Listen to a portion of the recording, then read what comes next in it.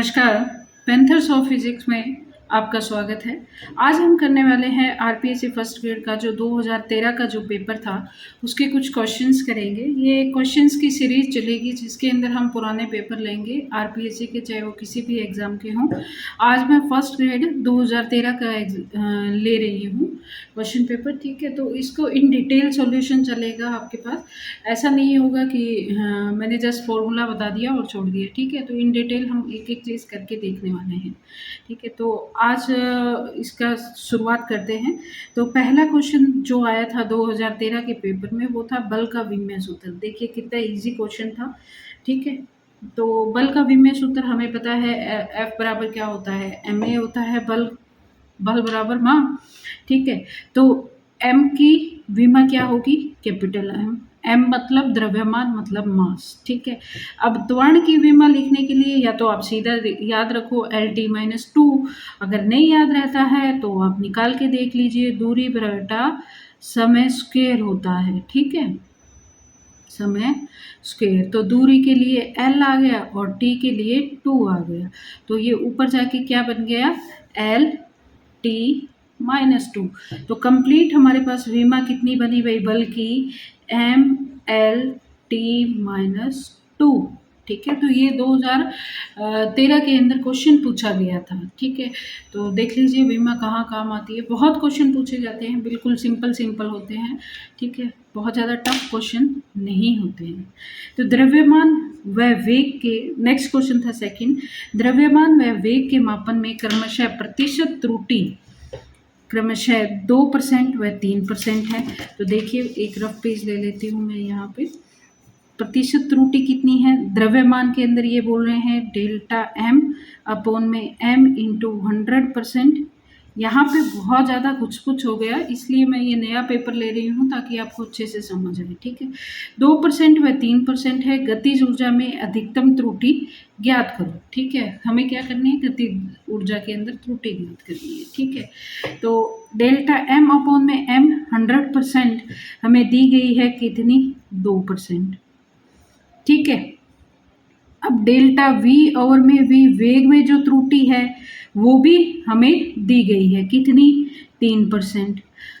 Kinetic energy या गतिज ऊर्जा क्या होती है, हाफ ऑफ mv स्क्वायर होती है, हाफ ऑफ mv स्क्वायर होती है। तो देखिए हम लोग जब प्रतिशत त्रुटि निकालते हैं या अधिकतम या मैक्सिमम की बात करते हैं तो काइनेटिक एनर्जी को हम डिफ्रेंशिएट करेंगे जब, जैसे कि DKE ऐसे करना है तो मेरे पास क्या आ जाएगा, हाफ ऑफ m, ये 2 आगे आया, 2v dv प्लस, ठीक है, half of v square dm, ठीक है। 2 से 2 कैंसिल हो गया, यहाँ पे क्या बचा, mv dv plus half of v square dm, ठीक है। तो ये क्या है, डी काइनेटिक एनर्जी, मतलब डेल्टा काइनेटिक एनर्जी। अब प्रतिशत त्रुटि की बात करेंगे तब इसके डिवाइड में ले लेंगे हम, ठीक है। प्रतिशत त्रुटि की हम बात करेंगे तब इसके डिवाइड में आ जाएगा। तो फाइनल हमारा आंसर क्या होगा, इसकी प्रतिशत त्रुटि की या मैक्सिमम की बात करते हैं तो हमारा जो फॉर्मूला आने वाला है वो क्या आ जाएगा, ये देखिए, ये इस तरह से कट हो जाएगा जब d अपॉन में d आएगा। तो लास्ट फॉर्मूला मेरे क्या आ गया, dm अपॉन में m प्लस 2dv ओवर में d। जैसे जैसे मैक्सिमम की बात करते हैं तो हम इसको इस तरह से भी लिख सकते हैं, डेल्टा m अपॉन में m plus 2 delta v over में v। तो ये हमारे पास क्या आ गई, गतिज ऊर्जा में मैक्सिमम त्रुटि या फिर अधिकतम त्रुटि का फॉर्मूला। अब बस हमें क्या करना है, नॉर्मल फॉर्मूला वैल्यू पुट करनी है। तो ये हमें कितना दिया गया है, 2% प्लस 2 इंटू ये कितना है, 3%। अब यहाँ पे 3% नहीं लिखो तो अपने माइंड में लेके चलिए कि यहाँ पे परसेंटेज है, ठीक है। तो कितना आ गया, 6 + 2 8। तो आंसर क्या था इसका, 8%। आंसर क्या है? 8%। तो हमें बस इस सिंपल सा क्वेश्चन था। देखिए बिल्कुल सिंपल क्वेश्चन था, आपको बिल्कुल अच्छे से समझ आ रहा होगा। बहुत सिंपल क्वेश्चन था और आप अच्छे से इसको कर भी सकते हो। ठीक है, अब नेक्स्ट आते हैं हमारे पास थर्ड क्वेश्चन। एक कण प्लस एक्स दिशा में नियत त्वरण से गति कर रहा है। जैसे कि ये कोई पार्टिकल है जिसको मैंने दे दिया p, ये नियत x प्लस एक्स दिशा के अंदर गति कर रहा है। ठीक है, और गति कर रहा है यदि x बराबर 5.0 मीटर, सीधी बात कर लेते हैं, 5 मीटर पर इसकी चाल, मान लीजिए कि यहाँ पे x है, यहाँ पे इसकी चाल जो है 5 मीटर, x बराबर कितनी है? 5 है। ठीक है, और इस पे चाल इसकी है, हमें दे रखी है 10 मीटर पर सेकेंड। ठीक है, इसके बाद दिया है तथा 2.0 सेकेंड पश्चात यह x बराबर 65 मीटर पर पहुंच जाता है। ये तो शुरुआत की बात कर रहा है और ये लास्ट जहाँ पे x बराबर क्या हो जाए? 65 मीटर हो जाए। ठीक है, तो इस समय इसका त्वरण कितना होगा ये पूछना चाह रहा है। तो देखिए, एक तो सबसे पहली बात, हाँ जी, तो हमारा क्या हुआ? x बराबर 5 हमें इनिशियल कंडीशन दी हुई है, x बराबर 65 हमें फाइनल दी गई है। तो न्यूटन का नियम लगेगा। ठीक है, और गति की समीकरण कौन सी लग जाएगी इसके अंदर? दूसरी समीकरण लग जाएगी, क्योंकि हमें x दिया है, प्रारंभिक वेग की बात कर रहा है, त्वरण ज्ञात करना है। तो न्यूटन की दूसरी समीकरण क्या होगी? और एक लाइन के अंदर हो रहा है। ठीक है, तो x बराबर ut plus half of 80 square, ये हमारे पास समीकरण है। x कितना आ गया? 65 माइनस 5, 65 माइनस 5 60 मीटर। ठीक है, u प्रारंभिक वेग, ये हमें दिया गया है, कितना दिया है? 10 मीटर पर सेकेंड। ठीक है, लैंग्वेज में नहीं उलझना है। ठीक है, 10 मीटर पर सेकेंड प्रारंभिक वेग हमें दिया गया है। t हमें दिया गया है कितना? 2.0 सेकेंड। देखिए x बराबर 60 मीटर आ गया, u बराबर 10 मीटर पर सेकेंड, t बराबर 2.0 सेकेंड। ठीक है, हमें निकालना क्या था? a, तो हमने क्या किया? इसको इस तरफ कर दिया। Half of 80 square is equal to x minus u t, value रख दीजिए 60 माइनस 2 इंटू टी कितना था? सॉरी, u था 10 और t है 2 सेकेंड। ठीक है, तो ये मेरे पास आंसर कितना आ गया? 40। अब निकालना क्या है मेरे को? a। ठीक है, तो ये कितना आ जाएगा?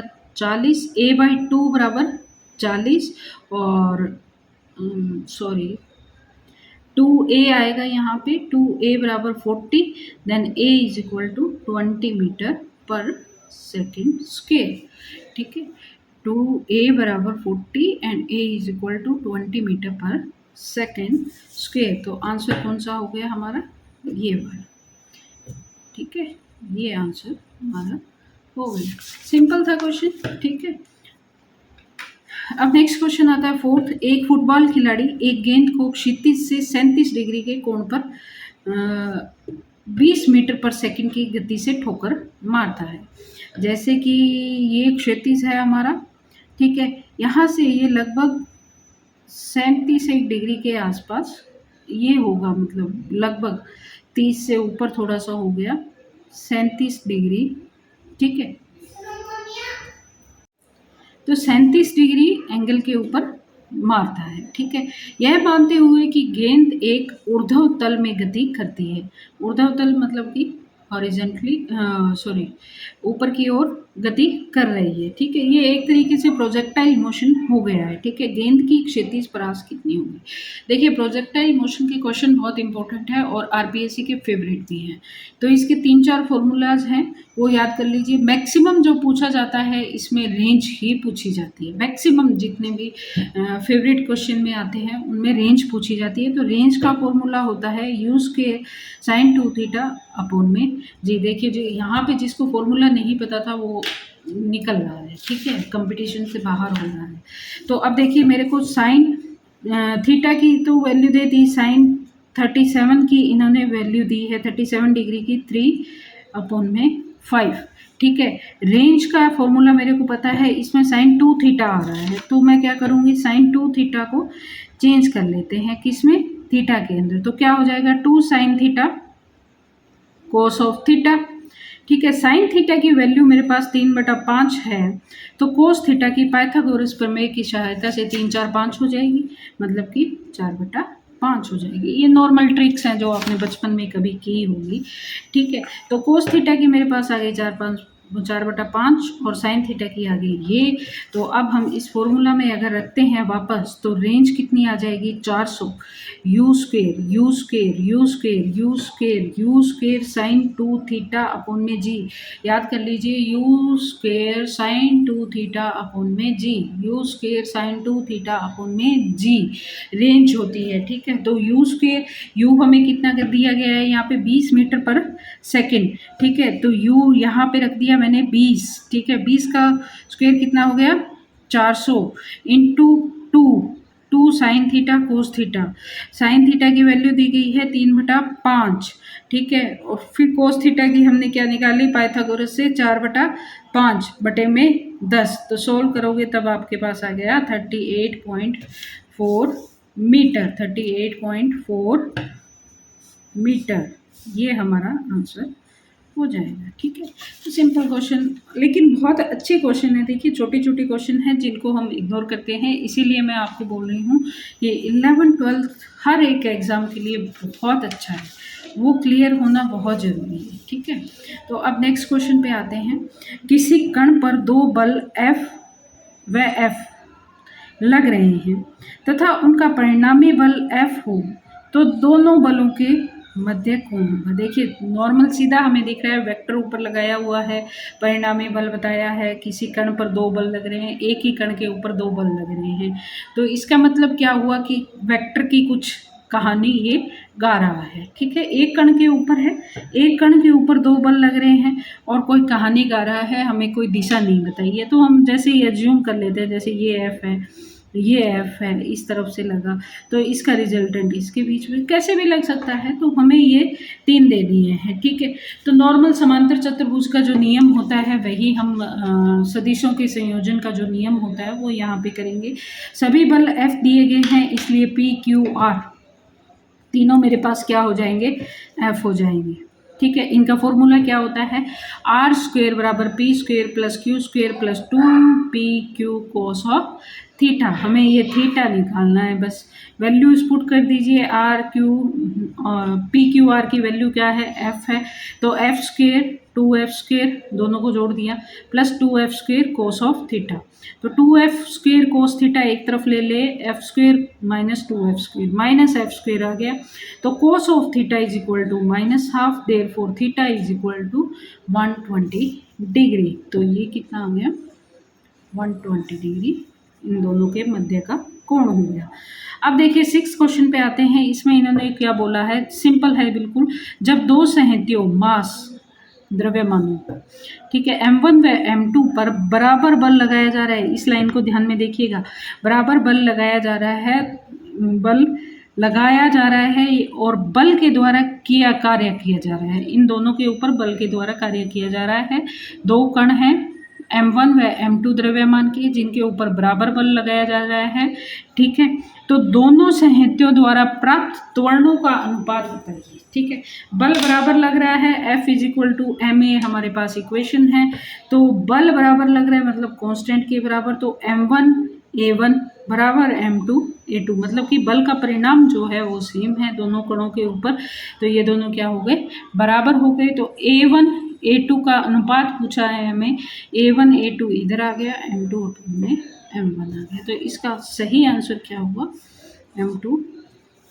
देखिए, जब इतना इजी क्वेश्चन आता है ना, तो हम लोग कंफ्यूज कैसे होते हैं कि यार इतना इजी क्वेश्चन पूछेगा क्या आपने से, ठीक है, और उसी के अंदर हम गलत कर देते हैं। बिल्कुल सामने क्वेश्चन आंसर है। ठीक है, अब देखिए दूसरा बहुत अच्छा क्वेश्चन, मैं इसको अच्छा कहूँगी।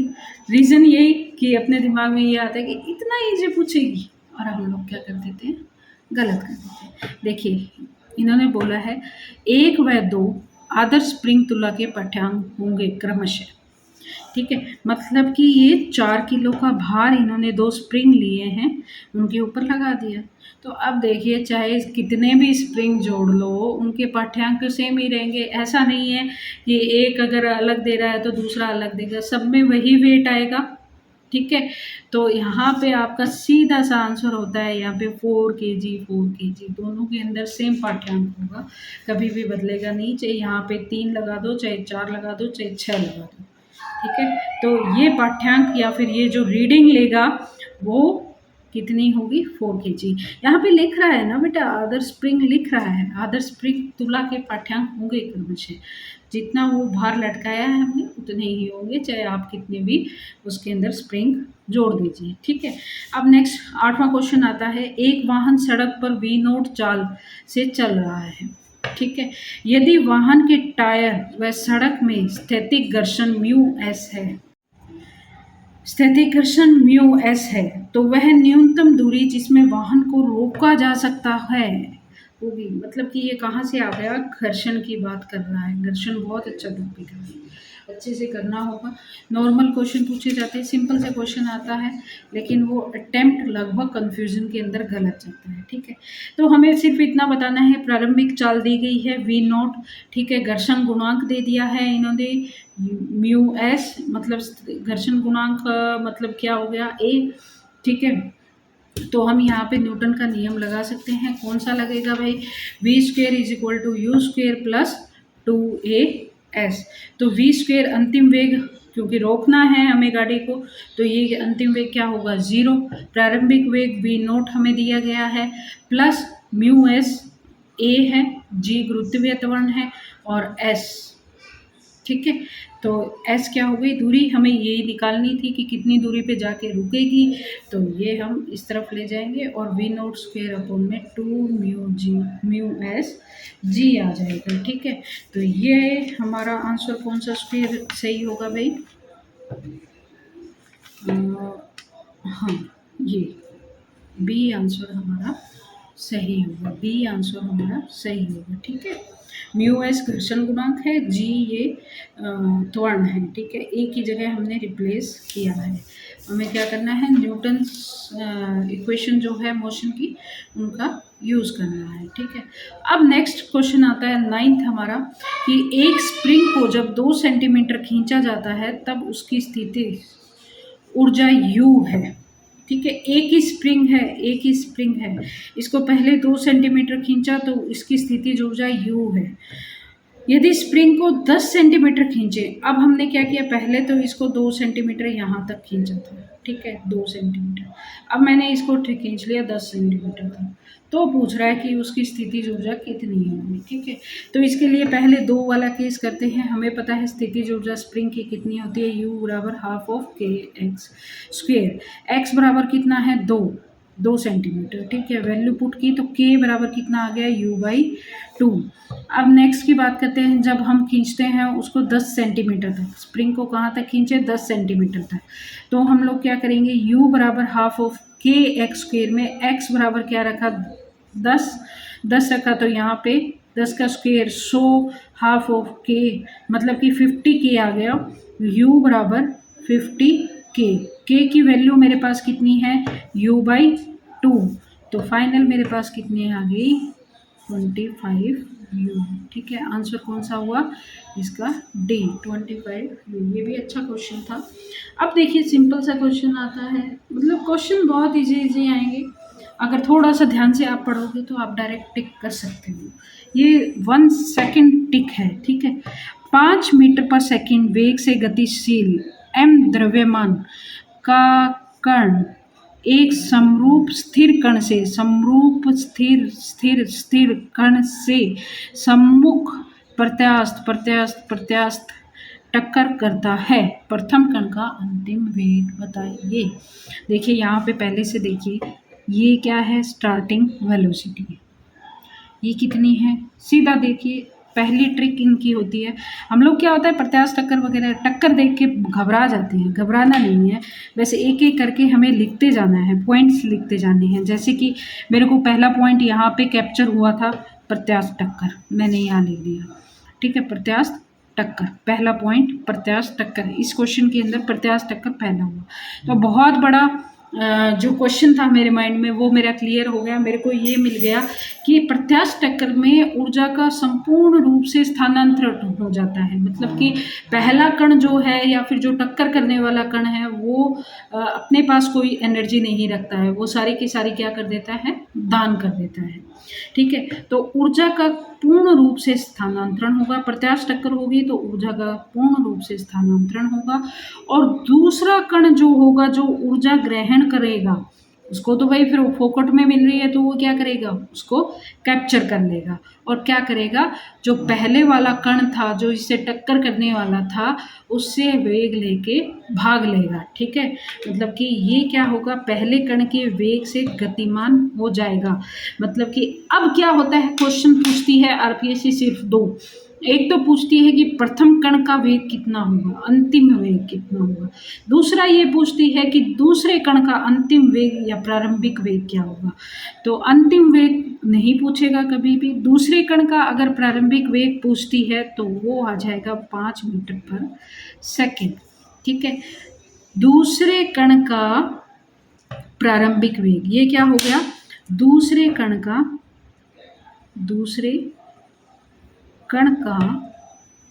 प्रारंभिक वेग। ठीक है, ये क्वेश्चन पूछे कि दूसरे कण का प्रारंभिक वेग कितना होगा, तो जो पहले कण का प्रारंभिक वेग था वही 5 मीटर पर सेकेंड। लेकिन आरपीएससी ने क्या पूछा है कि प्रथम कण का अंतिम वेग क्या होगा।